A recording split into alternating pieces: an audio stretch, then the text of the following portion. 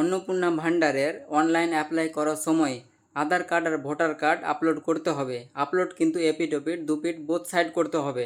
Upload করার সময় কিন্তু 50 KB থেকে 200 KBর মধ্যেই থাকতে হবে। 200 KBর ওপরে হলে কিন্তু আপলোড নেবে না। কম্পিউটার থেকে করতে গেলে খুব ইজি হয়ে যাবে।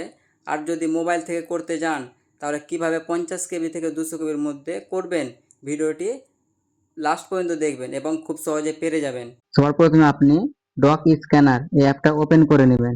ওপেন করে নেওয়ার পর এখানে ক্যামেরা আইকনে ক্লিক করবেন। ক্লিক করে নেওয়ার পর এখানে আইডি কার্ডে সিলেক্ট করবেন। সিলেক্ট করার পর বোথ সাইড লাগবে, তাই জন্য টু সাইড আইডি কার্ড এখানে সিলেক্ট করবেন। সিলেক্ট করার পরে ক্যামেরাটা বার করে এখানে এটা ধরুন আমি করব, তাই এটা আমি স্ক্যান করে নিলাম। স্ক্যান করে নেওয়ার পর এখানে আপনি পুরোটা সিলেক্ট করে নিলেন। তারপরে কন্টিনিউ করবেন। কন্টিনিউ করার পর আবার পরের সাইডটা করবেন।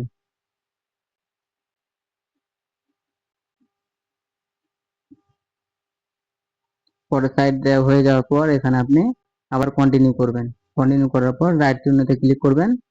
করে নেওয়ার পর এখানে আপনি এইভাবে সাজিয়ে নিতে পারেন। দুটো সেভাবে সাজিয়ে নিলেন।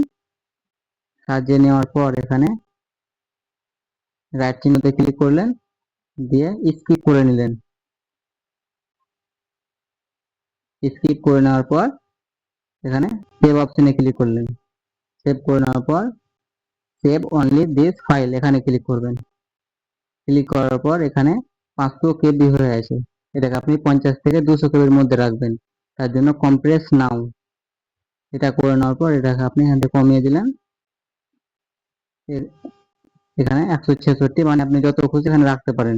তারপর এখানে ক্রস করে দিবেন। ক্রস করে দেওয়ার পর বাম দিকে দেখছেন এখানে 166 KB। তারপর এখানে সেভ করে নিলেন।